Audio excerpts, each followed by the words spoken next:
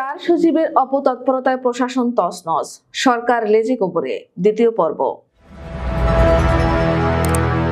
সাপ্তাহিক শীর্ষ কাগজের চার সচিবের অপতৎপরতায় প্রশাসন তছনছ, সরকার লেজে গোবরে শিরোনামের প্রতিবেদনের একটি অংশ শীর্ষ নিউজ ভিডিওতে ইতিপূর্বে তুলে ধরা হয়েছে। আজ আরেকটি অংশ তুলে ধরা হচ্ছে। ডক্টর আব্দুল মোমেনকেও মানুষ একজন সৎ এবং কর্তব্যনিষ্ঠ কর্মকর্তা বলেই জানতেন।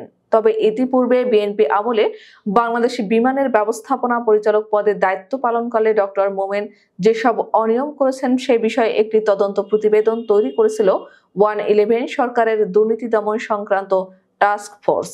বিমানের বিবিধ অনিয়ম ও দুর্নীতির সাথে প্রাক্তন ব্যবস্থাপনা পরিচালক ডক্টর এম.এ. মোমেনের সংশ্লিষ্টতা সম্পর্কে তদন্ত প্রতিবেদন শিরোনামে প্রতিবেদনটি তৈরি হয়। সেটি এতদিন দুদক পর্যন্ত চাপা থাকলেও ডক্টর মোমেন গত 10 ডিসেম্বর দুদকের চেয়ারম্যান পদে নিয়োগ পাওয়ার পরে সবকিছু সামনে এসে যায়।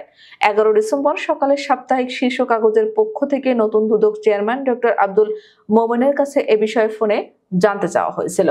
তিনি জানান, আওয়ামী লীগ আমলে 2023 সালে দুদক তাকে নাকি ওইসব অভিযোগ থেকে অব্যাহতি দিয়েছে।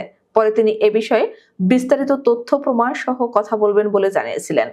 দুদকের চেয়ারম্যান পদে নিয়োগ পাওয়ার আগ পর্যন্ত তিনি স্বরাষ্ট্র মন্ত্রণালয়ের সিনিয়র সচিব পদে ছিলেন।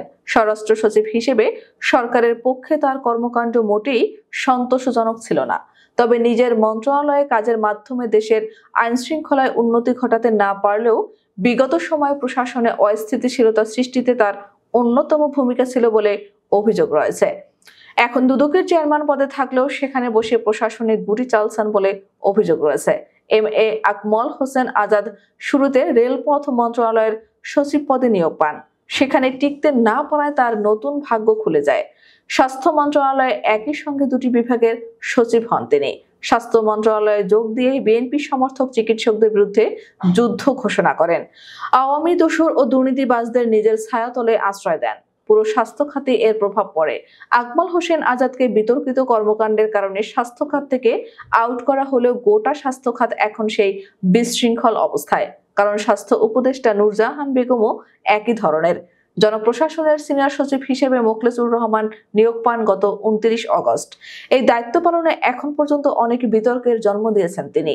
ঘুষ লেনদেনের অভিযোগের কথা বাদ দিলেও জনপ্রশাসন মন্ত্রণালয়ের সচিব পদের দায়িত্ব পালনে তাকে পুরোপুরি ব্যর্থ অথর্ব বলেই আখ্যায়িত করেছেন প্রশাসনের কর্মকর্তারা।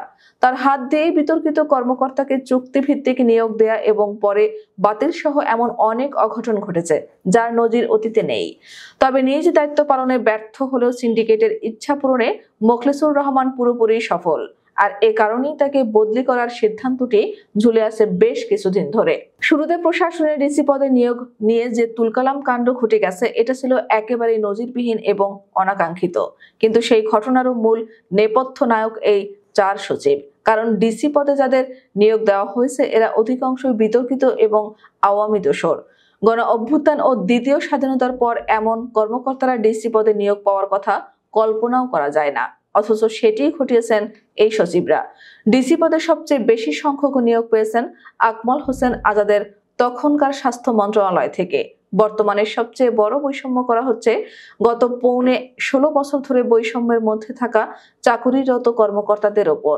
অথচ এই সব কর্মকর্তারা চরমভাবে নিগৃহীত হয়েছেন বিগত আওয়ামী লীগ আমলের 16 বছরে। এরাই ছিলেন গত 5 অগস্টের পট পরিবর্তনের অন্যতম সহযোগী। তারা ডক্টর মোহাম্মদ ইউনূসের প্রধান সমর্থকও বটে। দায়িত্ব পেলে এইসব কর্মকর্তারা ডক্টর ইউনূস সরকারের জন্য প্রাণ উজাড় করা কাজ করতেন। কিন্তু সিনিয়র সচিব সিন্ডিকেট এই বঞ্চিতদেরকে এখনো বঞ্চিতের কাতারেই রেখেছেন। এদের ব্যাপারে শুরুতেই পরিশী নেওয়া হয়েছে যে কমপক্ষে 1 বছর অতিরিক্ত সচিব পদে কাজ করতে হবে। এটা করা হয়েছে মূলত উদ্দেশ্যমূলকভাবে। ফ্যাসিস্ট, আওয়ামী দোসর ও দুর্নীতিবাজদের পদে বহাল রাখা এবং তাদের নতুন সুবিধা দেওয়ার জন্যই এমন নিয়ম করা হয়েছে। এই প্রতিবেদনের আরো 2টি অংশ পরবর্তীতে প্রকাশ করা হবে। আমাদের সঙ্গে থাকার জন্য পাঠকদের অনুরোধ করছি।